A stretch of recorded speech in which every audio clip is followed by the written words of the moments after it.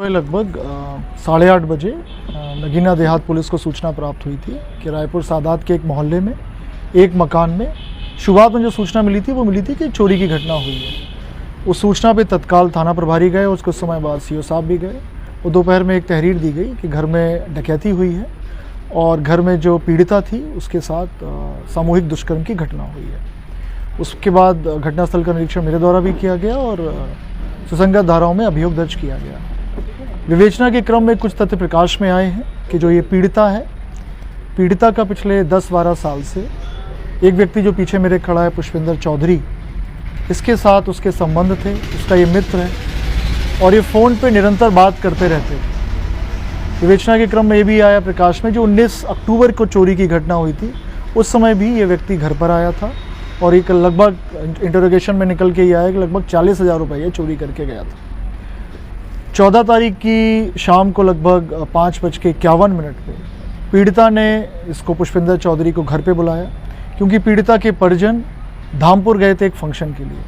तो वो धामपुर निकले और इसने घर पे बुलाया और इसने ये सारा सामान जो आपको दिख रहा है, चांदी का सामान है, जेवर है, सोने का जेवर है, कुछ घड़ियाँ हैं, करेंसी नोट्स हैं, मोबाइल फ़ोन है, LED है, स्कूटी है, ये सब इसने इसके सुपुर्द कर दी और ये सारा सामान लेके बिजनौर आ गया। विवेचना में ये भी आया है, तथ्य प्रकाश में आए हैं कि इसके ऊपर कर्जा है काफ़ी, उसको चुकाने के लिए इसने घटना पीड़िता के साथ मिल के ये की। विवेचना के क्रम में तथ्य में ये भी आया प्रकाश में कि जो चोट पीड़िता को आई है वो उसने स्वयं की है, इसके साथ मिल के की है। अभी तक की विवेचना में दुष्कर्म की कोई बात की पुष्टि नहीं हुई है, प्राइवेट पार्ट्स में कोई इंजरी नहीं है और जो भी तथ्य प्रकाश में इनको हम लोग फर्दर कंक्लूजन पर लेकर जाएंगे और साइंटिफिक इन्वेस्टिगेशन करके तो शीघ्र चार्जशीट लगाएंगे और माननीय न्यायालय में पैरवी करके इनको कड़ी से कड़ी सजा दिलवाएंगे। Thank you.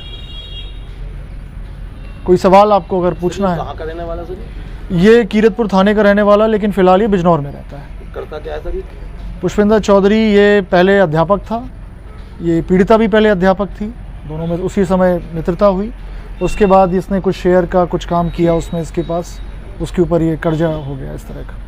तो सर ये उस समय घटना के समय अकेला ही था ये?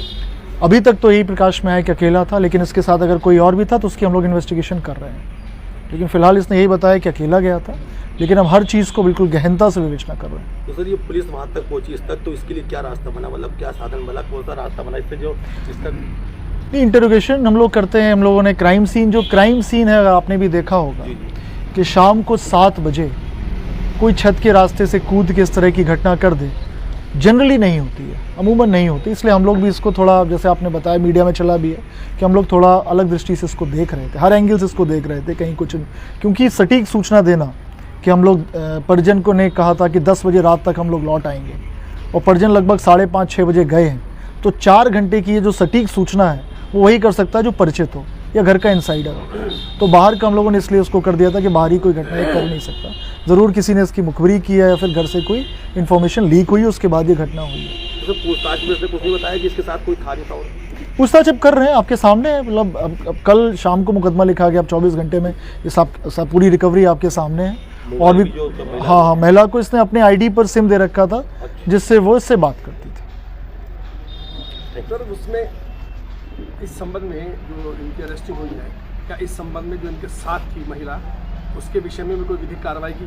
बिल्कुल विधिक कार्रवाई की, जो भी इस घटना में शामिल हैं, कॉन्स्पिरेसी में, प्लानिंग में, उन सब पे कार्रवाई की जाएगी। धन्यवाद। और कोई सवाल?